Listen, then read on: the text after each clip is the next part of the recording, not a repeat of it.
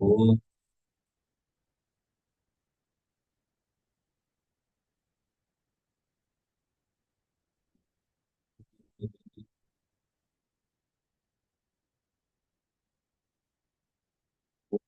सहना भवतु सहनौ भुनक्तु सह वीर्यं करवावहै तेजस्विनावधीतमस्तु मा विद्विषावहै। ओम शांति शांति शांति।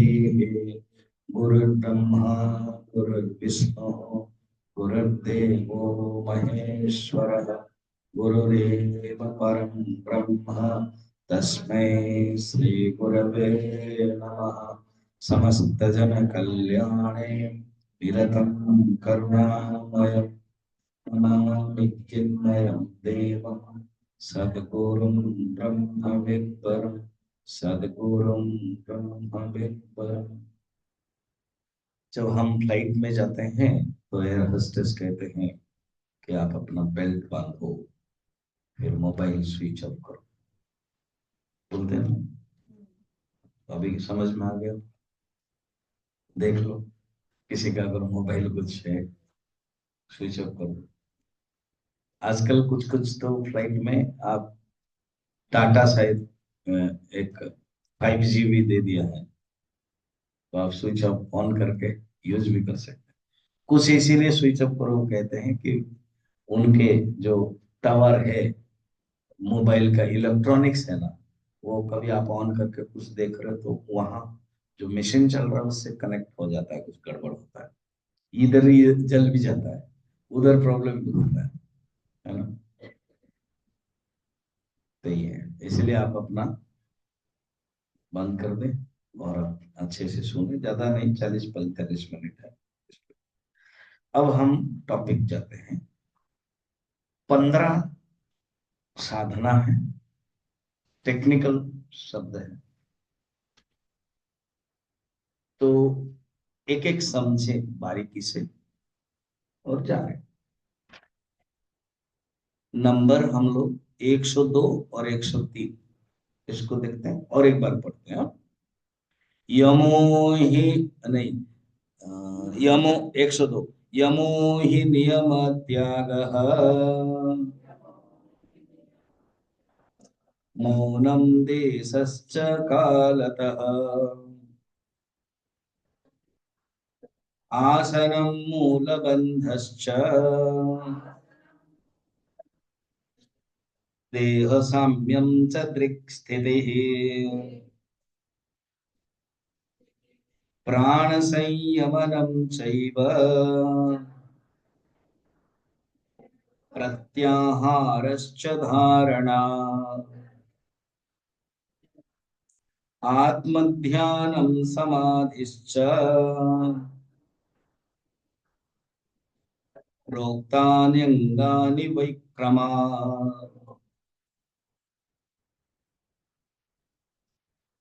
शंकराचार्य निधिध्यासन के ये साधना बता रहे हैं। 15 फर्स्ट कहते हैं। अब इन दो श्लोक में गिना लेते, 15 पूरा, तो हम लोग भी 15 जान ले, गिना लेते, है ना। यम, देखो अष्टांग योग जो है योग पतंजलि में, वो 8 है। यम, नियम, आसन, प्राणायाम, प्रत्याहार, धारणा, ध्यान, समाधि, इसको यहाँ जोड़ते हैं। शंकराचार्य बाद में आया, पतंजलि पहले।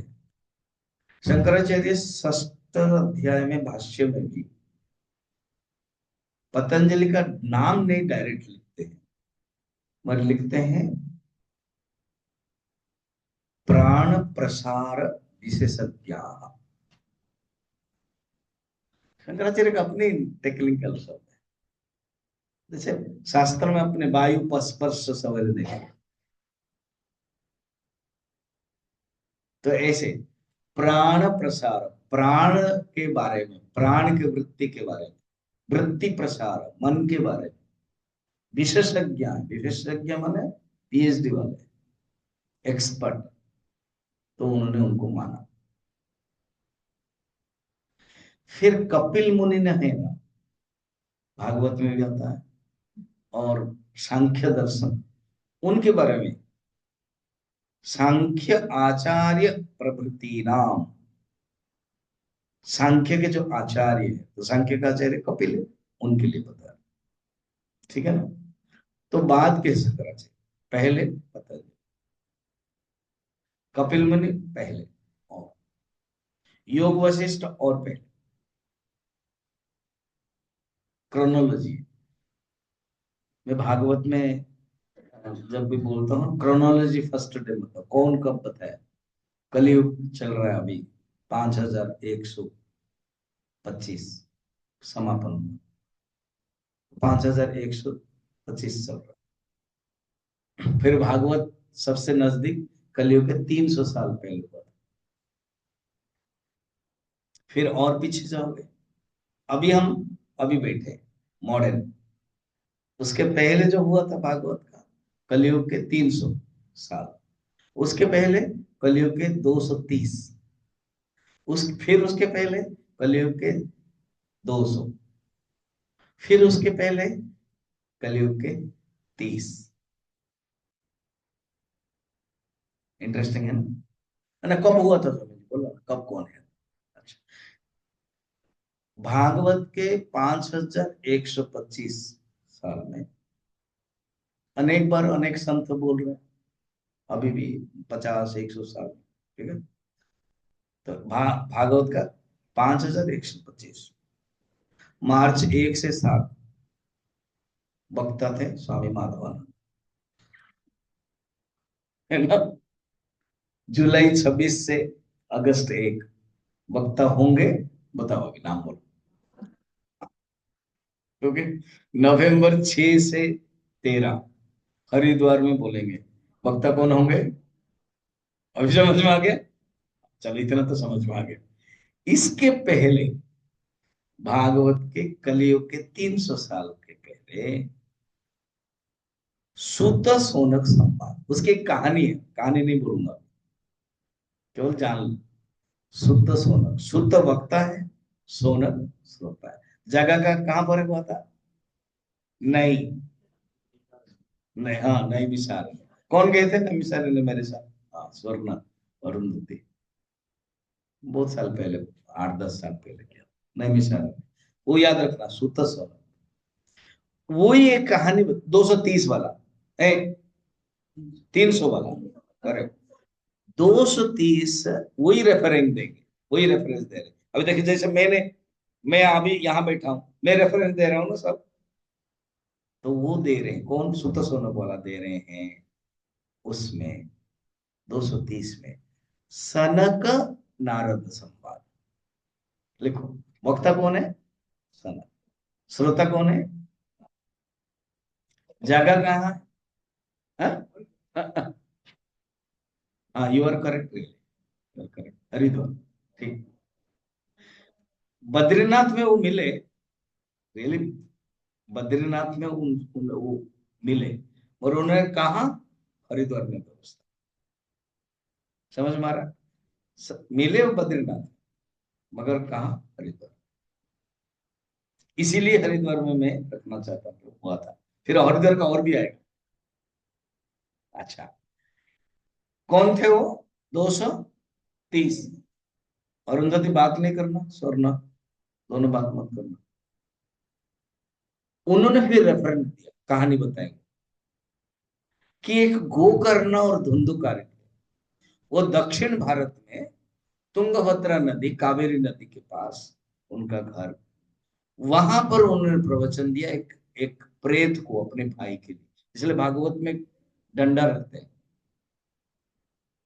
वो 200 कलयुग के 30 साल थे, 230, 230, 200 कलयुग के 200, वक्ता कौन है, गोकर्ण, श्रोता कौन है, श्रोता धुंधुकारी, और उनके साथ वो गांव वाले थे, सेकेंड टाइम बोला वो, 6 महीने के बाद फिर बोले, क्योंकि मुक्ति नहीं हुई, सिर्फ प्रेतात्मा हुआ, इसलिए भागवत अगर मुक्ति नहीं होती है तो बार बार सुनते रहना है। फिर मूल भागवत जिसका नाम पर भागवत प्रसिद्ध है, कलयुग के 30 साल के बाद सुखदेव जी परीक्षित है। वो कहाँ है? सुक्रताल में। समझ में आ गया ना? मेनली कल जहां हम लोग बैठे हैं 5100, उसको अगर छोड़ दे, क्योंकि परिवर्तन होता जाएगा, नेक्स्ट ईयर और हो जाएगा।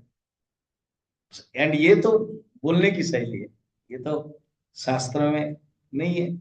स्टार्टिंग में शास्त्र में कलयुग के 300 साल, फिर कलयुग 330, फिर कलयुग के 200, फिर कलयुग के 30। ठीक है। अगर डेप्थ और जाओगे, कलयुग के 30 साल के पहले, 5-6 महीना पहले और एक भागवत हुआ। ये बहुत लोग बताते नहीं।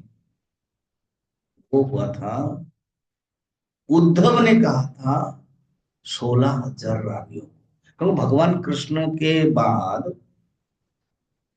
भगवान कृष्ण चले जाने के बाद जो 7 पटरानी है, रुक्मणी आदि, वो चले गए, कालिंदी एक रह गई, वो जानबूझ के रही। और वो भगवान की चिंतन करती रहती थी, दुखी नहीं रहती थी विरह में। मगर बाकी 16,000 जो रानियां हैं, वो दुखी रहती। ये मगर मस्त में भगवान का चिंतन करके, ध्यान करके, हंस खुश। इन्होंने पूछा, आप भी उनकी रानी हैं, हम भी उनके रानी हैं, पर आप इतनी दुखी क्यों नहीं?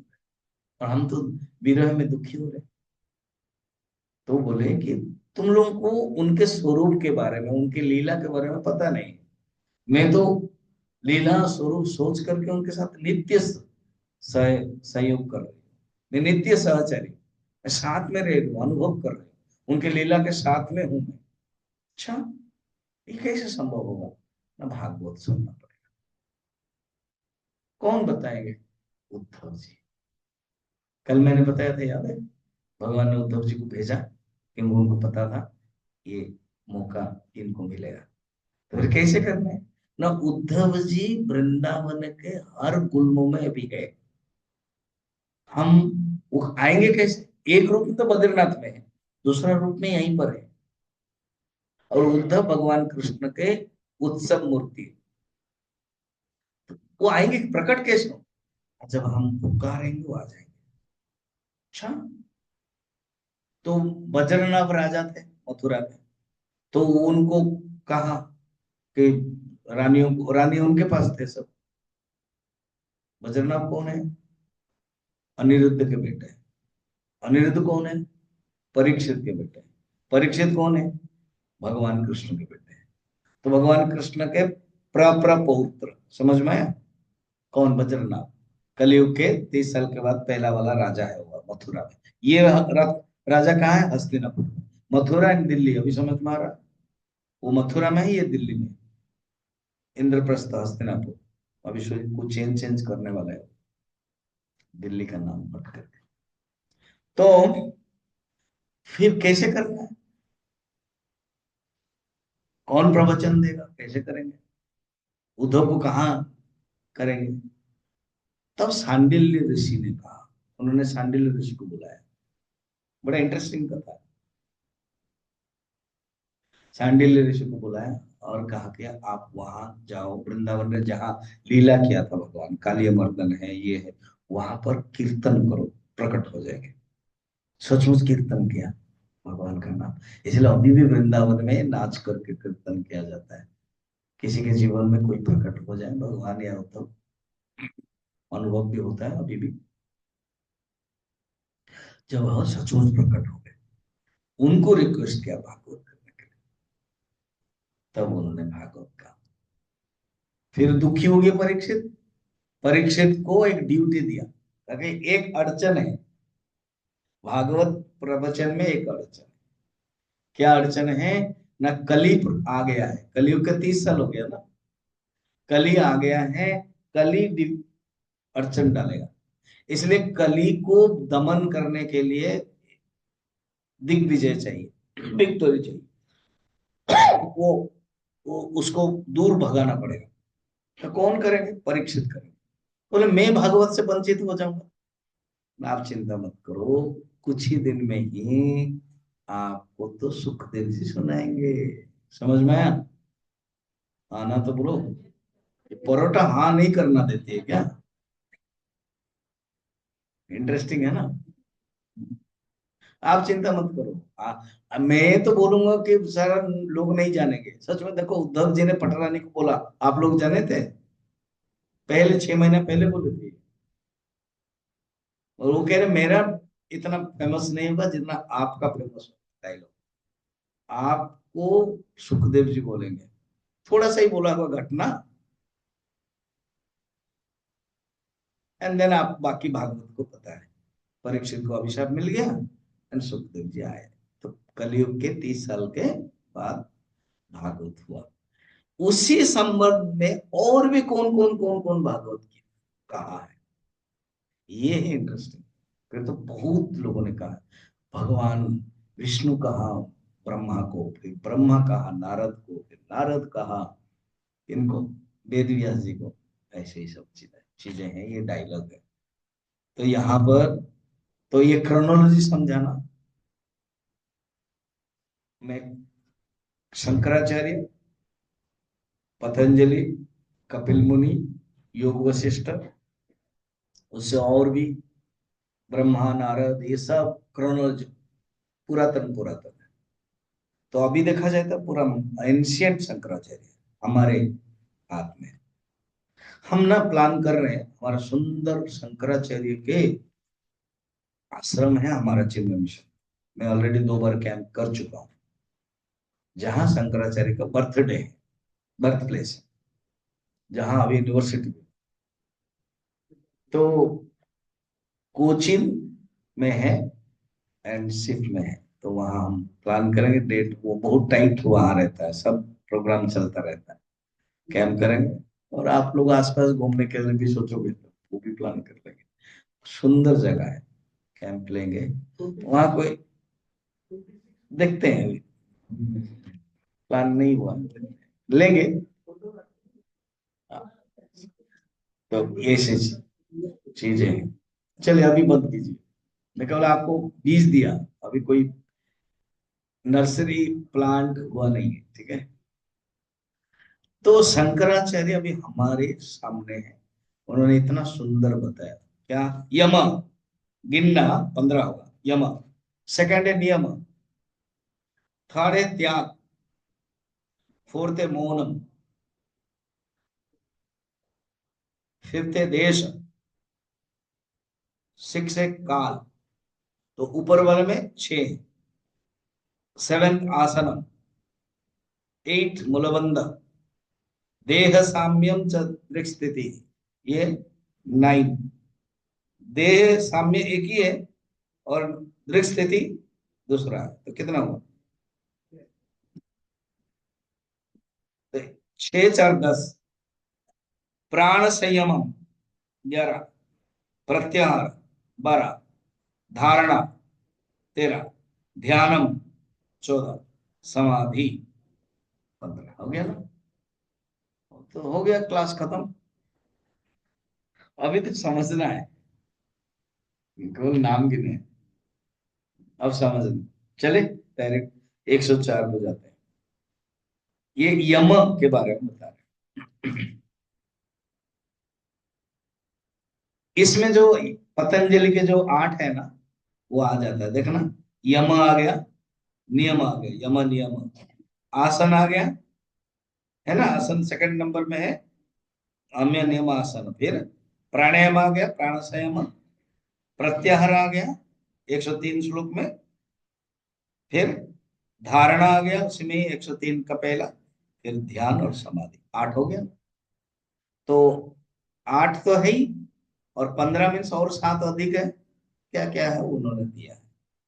अब हम एक एक करके जाएंगे। तो पढ़ते हैं 104। सर्वं ब्रह्मेति विज्ञानादि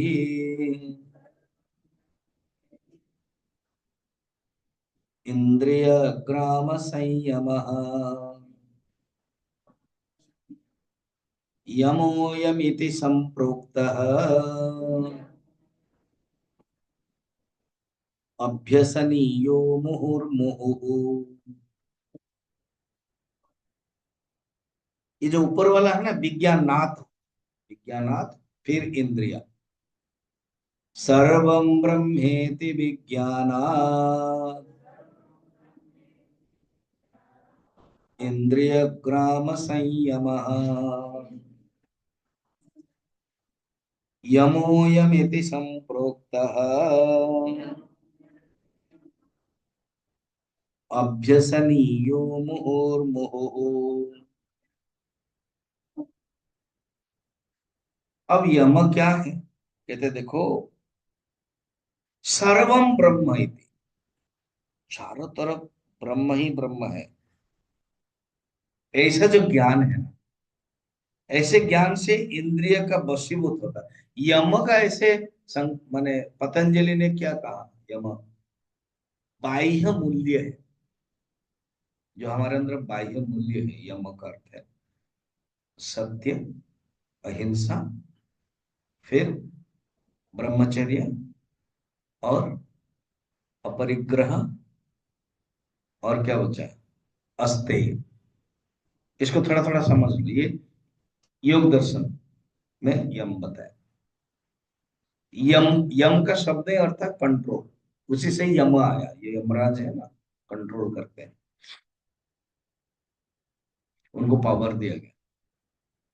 जगन्नाथ कथा में वर्णन है, उस लोग पूरी गए थे ना जगन्नाथ कथा, उसमें वर्णन है फर्स्ट में ही, भगवान के दर्शन करके एक कौवा मुक्ति हो गया। तो यमराज को लगा ये कैसे हो जाएगा, तो वो कौवा मुक्ति हुआ जगन्नाथपुरी में, उस समय मंदिर नहीं था, सत्ययुग के, नीलाचल, और उसका सीसीटीवी इतना तगड़ा है, वो रह रहा है कौन, यमराज उसमें, और पता चल गया कि एक को मुक्ति हो गया, तुरंत आ गया ढूंढ के। ब्रह्मा कहाँ है, फर्स्ट अपना डायरेक्ट पिताजी से मिलेंगे, विष्णु के पास थोड़ा सेकंड बॉस है, फर्स्ट बॉस है, सेकंड बॉस ये डायरेक्ट बॉस। तो देखो ब्रह्मा फर्स्ट बॉस में, फर्स्ट बॉस के पास है, विष्णु के पास है। कहानी ऐसी है, ब्रह्मा को उसके पहले तकलीफ हुई, दो प्रॉब्लम। उस समय अगर हम लोग होंगे तो हम लोगों के लिए चिंतन कर रहे थे क्या, ये लोग अज्ञानी हैं, दुख दुख पा रहे हैं, कैसे सुख मिलेगा, वो भगवान विष्णु के साथ कर रहे थे। भगवान विष्णु ने कहा वेरी सिंपल है, क्या, मेरा ही हूबहू एक पिक्चर है, एक स्टैच्यू है, एक मूर्ति है, जो तुम भी नहीं जानते हो। अच्छा, हाँ, वो नीलाचल पर्वत में है, भगवान विष्णु रूप में, वहां जाओ दर्शन करो, समाधान हो जाएगा। अच्छा,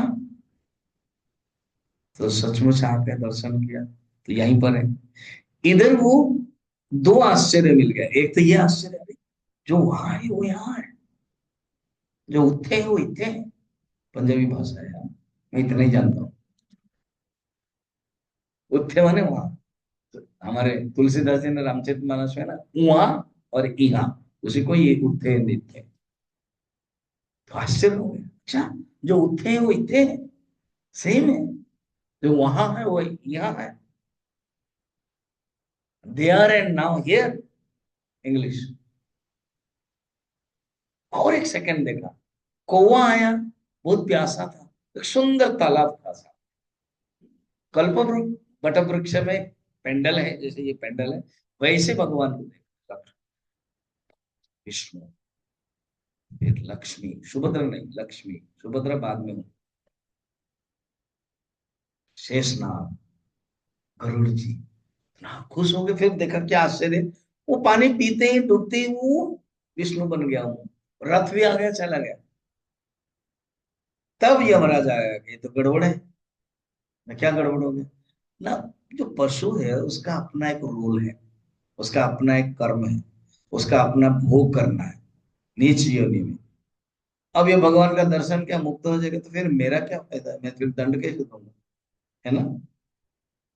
कोई कोई ऐसे होता है, जैसे कोई पुलिस है, वो जेल में रखा है, गलती किया, अब कलेक्टर आते हैं, वो फोन करते छोड़ो, ऐसे कैसे, गलती किया है, मैं कलेक्टर बोल रहा हूँ ना, छोड़ दो। छोड़ना पड़ता है, फिर बोलता है फिर मैं एसपी होकर फायदा क्या है। जैसे अभी संभल में होली के लिए वो एक अनुज चौधरी है ना, वो पूरा स्ट्रिक्ट रहा, उसके ऊपर दबाव, वो बोला कि बिल्कुल मैं तो करूंगा नहीं। फिर योगी जी के पास भी बातें गई, वो बोले देखो बाबा वो थोड़ा व्यायामी वाला है,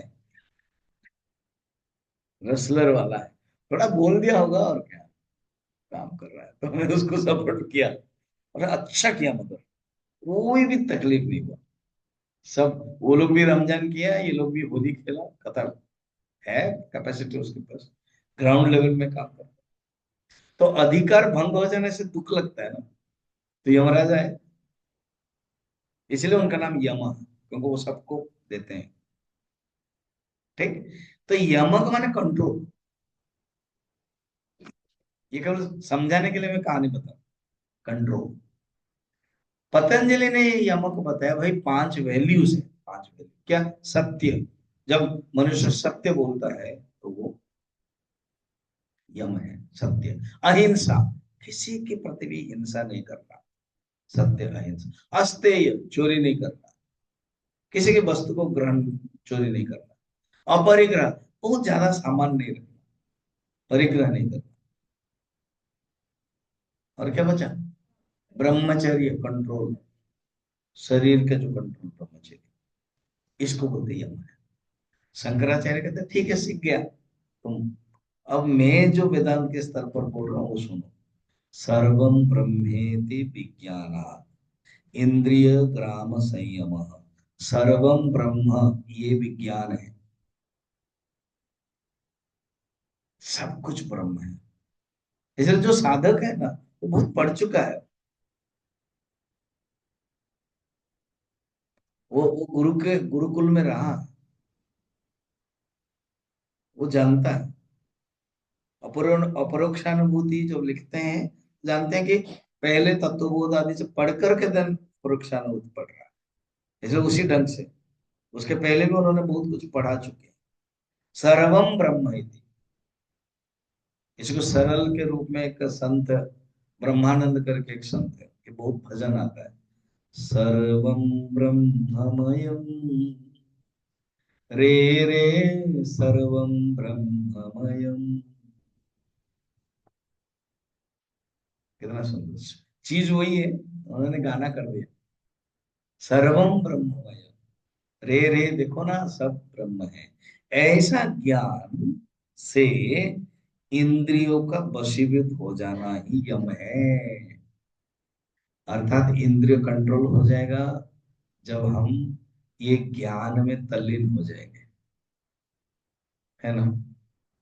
देखो, हमारा जो मन है ना, अपनी वासना के कारण हमारा मन भागता है, वासना के कारण हम जी रहे हैं, वासना के कारण हम पति पत्नी बच्चे सब बन रहे हैं। और जब हम ऐसे स्थिति में सुनते हैं कि मैं ब्रह्म हूँ, ऑटोमेटिक इंद्रिया शांत, कोई और कुछ जरूरत नहीं। लगभग दो तीन लोग छोड़ करके पहले बार आ रहे हैं। वीरेंद्र आया था 2-3 दिन के लिए, विजय आया था 1-2 दिन के लिए, बस। और बाकी कोई नहीं आया था, बाकी सब पहले। हाँ हाँ, नंदिनी आई थी 2-3 दिन के लिए, बस। तो भाई इससे बहुत लोग बोल रहे, राम जी सुंदर आश्रम है, अभी हम पूरा बीच बीच में आकर रहेंगे, बोले आओ ना, इसी के लिए तो है। तो जहां हमारा मन शांत हो जाता है, उसको ही आश्रम कहते हैं।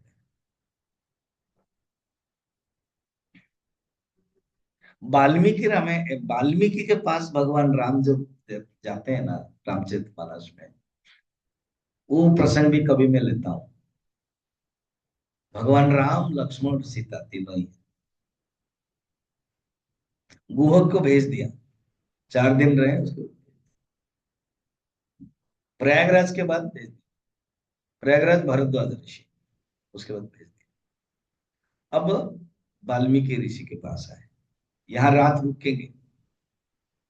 वाल्मीकि ऋषि भगवान जानते भी, यही मेरे मेरे बारे में यही लिखेंगे। और माता सीता भी लीला में यही रहेंगे, इनके पास रहेंगे, पहले से ही देखा। बहुत कम ऋषि के पास वो रात में रुकते थे, किसे मिलते थे चले जाते। एक तो भरद्वाज के, मैं एक प्रवचन दिया था, 9 ऋषियों के साथ निकाला था, पंचकुला में दिया था। ये लोग 1-2 दिन आए थे, और है भी, मैंने एक बनाया है वीडियो का। जितना मेरा टॉक लगा वो 1500 टॉक हो गया, 1500-1600। उड़िया भाषा में 450, बाकी सब हिंदी में। वन डे टॉक भी है, और बाकी उसमें है 6 दिन का या 5 दिन का है। कुछ कुछ ऋषियों के रात में रुक के, तो भगवान चॉइस करके रुका, भरद्वाज के पास रुके, वाल्मीकि के पास रुके, अगस्त्य के पास रुके। बाकी जो सरभंग सुतीक्ष्ण रुके नहीं, चल पड़े, मिले और चले। गौतम के पास रुके, उन्होंने, अनुसुईया ने बहुत उपदेश दिया माता सीता जी को। और सीता जी को एक सुंदर साड़ी दी कि मलिन नहीं हो। सती है ना वो। इन लोगों ने खुद, माता सीता तो लक्ष्मी का ही अवतार है, हालांकि वो जानते हैं, परीक्षा भी किया था पहले। इन लोगों ने नहीं किया था, ब्रह्मा विष्णु महेश्वर ने किया था। उनको बच्चे ही बना दिया था, कौन? अनुसुईया। तभी अत्रि ऋषि से बने दत्तात्रेय, दत्त, ब्रह्मा विष्णु महेश्वर से 3 पुत्र हो गए। ठीक। तो यमा, सर्वम ब्रह्म इति, सब जो ज्ञान है ये करना, ऑटोमेटिक मन शांत हो जाता है। तो उसमें मैं रामचरितमानस के जो वाल्मीकि आश्रम कहता हूँ, तुलसीदास जी इतना सुंदर लिखा है, आश्रम में प्रवेश करते ही मन शांत हो जाता है।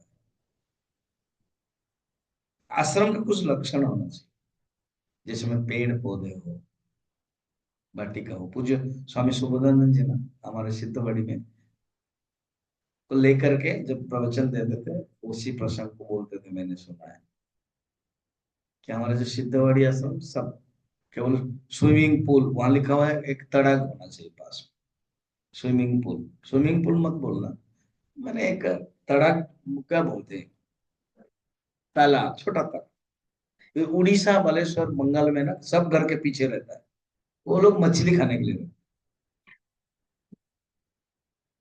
और तालाब रखोगे तो ऑटोमेटिक पक्षियां आएगी। ये है, माने गर्मी के दिन में तो और भी, यहाँ तो मोर भी आ जाते। तो मैं सिद्धवाड़ी में तो सुनता था स्वामी जी से, फिर बाकी तो मैं चिन्मय मिशन के सब आश्रम देखता था, रीवा भी। जब यहाँ में आया ना, फिर एग्जैक्ट यहाँ भी फिट बैठता है। पेड़ पौधे भी है, कुछ कुछ तो अभी पुराने थे, कट गया, फिर हम लोग करते रहते हैं। मोर भी आ जाते हैं कभी कभी सुबह, तोता तो आते ही रहते हैं। इसको बोलते हैं आश्रम, जहाँ तोता, मैना, कबूतर, पक्षियां आते हैं, बिल्कुल फूल भी रहेंगे, वो आश्रम ऑटोमेटिक वहां। खुद गरुड़ जी, ये सब रामचरित मानस का ही मैं बता। गरुड़ जी जब काकभूषण के आश्रम में गए नीलगिरी, वहां तालाब था। पहले वो तालाब में स्नान कर लिया। तो जब तालाब में स्नान कर लिया, इतना मन की शांति है। अभी प्रयागराज जो कुंभ मेला में स्नान किया ना, सब लोगों को मौका तो मिल रहा ना अभी बोलने के लिए, सब सब बोला, शांति मिली, ऐसे शांति कभी नहीं मिली थी। बात भी सही है। तो वो कह रहे हैं, मेरे जो मोह है वो हट गया। कौन? गरुड़ जी। और फिर काकभूषण से प्रवचन सुना, तयम सर्वम ब्रह्मेति विज्ञान, क्योंकि ऐसे आश्रम में ही ये ज्ञान मिलता है। फिर अगर ज्ञान उसी स्थिति में हो गया ना, फिर गृहस्थ आश्रम भी बन जाएगा आश्रम। इसलिए आश्रम मत समझना ओनली केवल आश्रम है, गृहस्थ भी आश्रम ही है, इसलिए गृहस्थ आश्रम। और उस गृहस्थ आश्रम को बनाने के लिए चाहिए साधना। पहले आना पड़ेगा, सीखना पड़ेगा, तब बनेगा, नहीं तो नहीं बन पाएगा। क्योंकि शुरू से तो ये, पहले जमाने में क्या है, बचपन से वो चले जाते थे 12 साल पढ़ने के लिए गुरु के पास। फिर डिवाइड हो जाता था, तुम गृहस्थ बनोगे ना, तो ठीक है, गुरु बोलते थे गृहस्थ बनो, मगर तुम धर्म के अनुसार करो। और तुम सन्यासी बनोगे ना, वो भी दो प्रकार होता है, गुरु के पास रह करके सेवा करके करना है, कि अपना स्वतंत्र रूप में करना है।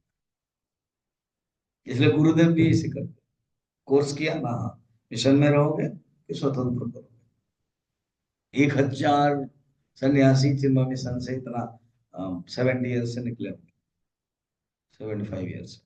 और अभी है कितना, गिन चुने 300 है। तो इस प्रकार के आश्रम में, तो गृहस्थ भी आश्रम में, जब ये ज्ञान हम कर पाते हैं, जब ये ज्ञान रहता है सर्वम ब्रह्म, सर्वम ब्रह्म इति विज्ञानात् इंद्रिय ग्राम संयम। तो इंद्रिय ग्राम, इंद्रिय ग्राम माने इंद्रिय समूह, संयम। यम यमिति संप्रोक्त, इसी को यम कहते हैं।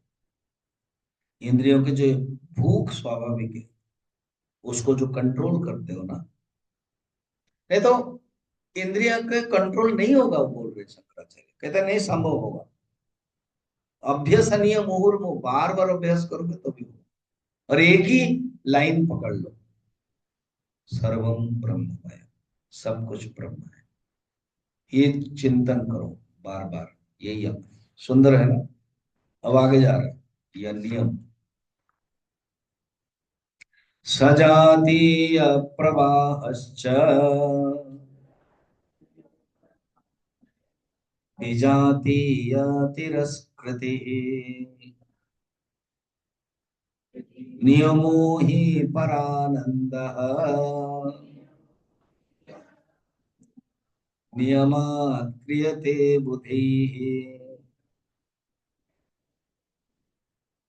अब नियम की परिभाषा पतंजलि क्या बोलते हैं?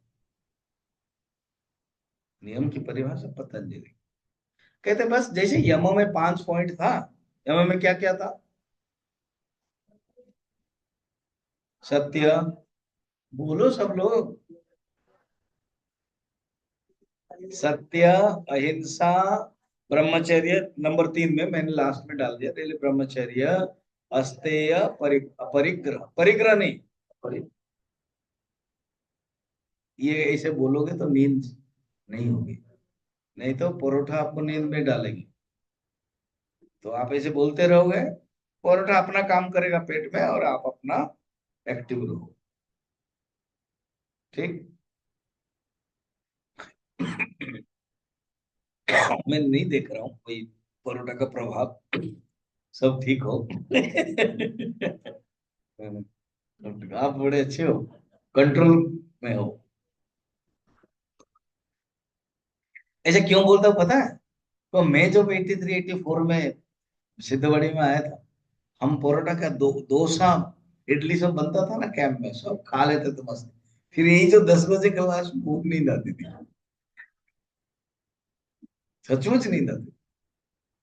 अच्छा, हम सामने बैठते थे, गुरु जी का, गुरुदेव का, हमारे जो सीनियर ब्रह्मचारी है, वो ऐसे टेबल में बैटरी, माइक का सब कंट्रोल वहां होने से उनको मजा नहीं आता था साइड में। तो वो करते थे, गुरुदेव परमिशन दे दिया कि चलो, तो फिर मुझे बैठा दिया सिखाने के लिए। बस वहां सो नहीं सकते, और नींद आती है। नया नया है ना, कैसे करता था, आप सीक्रेट बता दो। कि नींद को कैसे, तो नींद तो आएगी।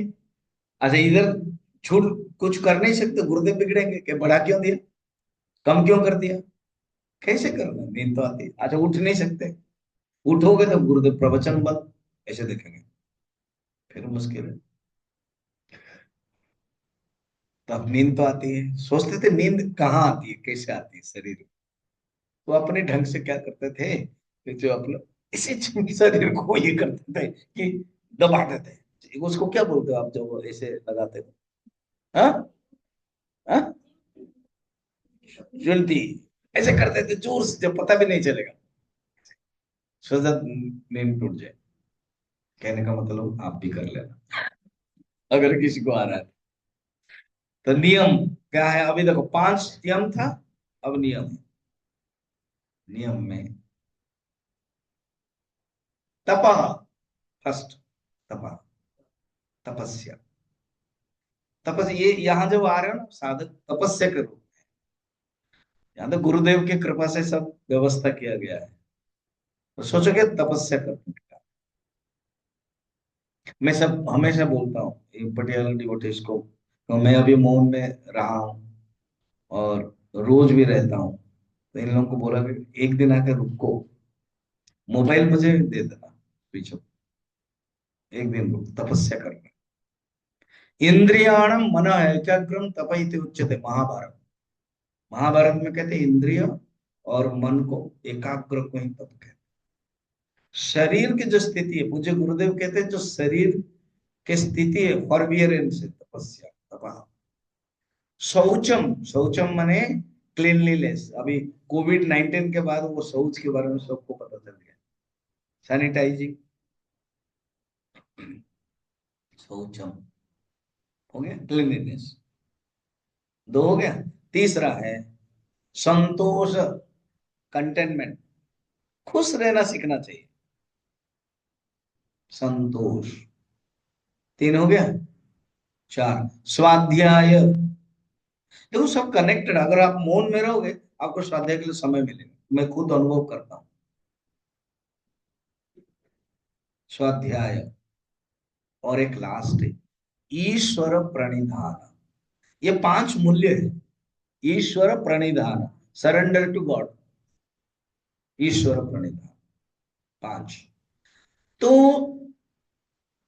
देखा जाए जीवन मूल्य ही है निधि ध्यासन करने के लिए। निधि ध्यासन क्या, मैं ब्रह्म हूं, यह अनुभव करने के लिए कुछ कुछ मूल्य हमें चाहिए।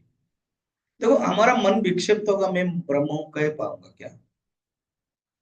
हमारा मन विक्षिप्त होगा, अशांत होगा, मैं ब्रह्म हूं कर पाओगे? आप अपना भोजन में कंट्रोल नहीं करोगे, नॉन वेज खाओगे, तो आप मैं ब्रह्म हूं भावना आएगी क्या? नहीं, क्योंकि उसमें फिर राक्षस। क्यों मुसलमान लोगों को उतना हर चीज में वो तुरंत तड़प है? वो नोएडा में हम भिक्षा में किसी के घर गए थे, मुसलमान का एक घर है, गाड़ी शायद उसके आए होंगे, ऐसे गाड़ी रखे हैं सब लोग, डिफिकल्ट है जाने में। उनको बोलोगे तो वो ड्राइवर बोल रहा था, उनको बोलोगे तो क्या ऐसे कट कट करके लो, तुरंत झगड़ा। क्यों पता है? ये सब खाने का ही प्रभाव मन में। शराब पिएंगे, मांस खाएंगे, तो खाने का प्रभाव तुरंत आता है। पंजाब में भी अगर ज्यादा झगड़ा हो जाता है कहीं पर, क्यों? नशा है खाने का, जहां भी नशा मांस आदि रहेगा झगड़ा वहां रहेगा, भागवत में क्लियरली लिखा हुआ है। तो मैं ब्रह्म हूं कैसे चिंतन कर पाओ? तो यहाँ कहते हैं देखो मैं ब्रह्म हूं कैसे चिंतन करोगे? फर्स्ट ये पांच नियम रखो। क्या क्या बताया? तपह, तपस्या करना सीखो, विषय भोग को थोड़ा हटाओ। बर्निंग, तपस्या, तप में तपना बोलते हैं ना, हिंदी में भी तपना बोलते हैं क्या? बर्फ में तपना है ना, धूप में तपना, बर्फ में धूप, ठीक। शौचम, सफाई, जहां भी रहते हैं सफाई। संतोष, कंटेंट में मन खुश रहना चाहिए, ये नहीं है वो नहीं, क्यों है मुंह ऐसे क्यों बने हैं बेलून जैसा, पता मर नहीं रही हूं, अरे मर नहीं रही हूं। हर चीज में असंतोष, खुश रहना तो सीखे। कहना चाहिए मैं खुश हूं, बार बार ये बोलोगे ना मैं खुश हूं मैं खुश हूं, तो कैसे? ठीक हूं मगर, ये मगर अगर क्यों आ जाता है? मगर अगर, ये मगर अगर आता है, but I am happy, but आता है क्यों? बट ही कट कर देता है। संतोष, फिर स्वाध्याय, ये शास्त्र का अध्ययन करना चाहिए, कंटिन्यू छोड़ना नहीं चाहिए। कुछ ना कुछ आपको जो पसंद आए। मैं भी भागवत पढ़ता हूँ, अभी डॉक्टर शैली भी रोज कुछ ना कुछ अध्याय भागवत पढ़ती रहती है कंटिन्यू। गीता भी पढ़ना चाहिए, कुछ ना कुछ पढ़ना चाहिए, कुछ समय, आधा घंटा दो, आप जितने भी बिजी रहो, हाफ एन आवर दो स्वाध्याय। ईश्वर प्रणिधान, उसको यहाँ पर क्या कहते हैं देखो, सजातीय प्रवाह, अर्थात सजातीय वृत्ति का प्रवाह। सजातीय वृत्ति का ना एक ही वृत्ति, क्या, मैं ब्रह्म हूँ, मैं ब्रह्म हूँ, सब ब्रह्म है बताया था ना पिछले, मतलब मैं ब्रह्म हूँ ये प्रवाह करो। और विजातीय वृत्ति आ जाएगी, क्या, मैं शरीर हूँ, मैं मन हूँ, मैं बुद्धि हूँ, मैं पिता हूँ, मैं माता हूँ, ये सब आ जाएगा। उसको तिरस्कार करो, हटाओ। नियमो ही परानंद, यही परमानंद स्वरूप नियम है। अरे ये इसी को ही नियम कहते हैं। नियम माने जो वैल्यू, असली वैल्यू क्या है, मैं ब्रह्म हूं। नियमो ही परानंद, नियमात क्रियते बुद्धि, बुद्धिमान लोग इसी नियम को पालन करते हैं, इसी को ही वो अनवरत अभ्यास करते हैं। देखा, दो हम लोगों ने देख लिया, यम और नियम। पतंजलि के अनुसार भी देखा और उसके अनुसार भी देखा। ठीक। ओम पूर्णमदः पूर्णमिदं पूर्णात्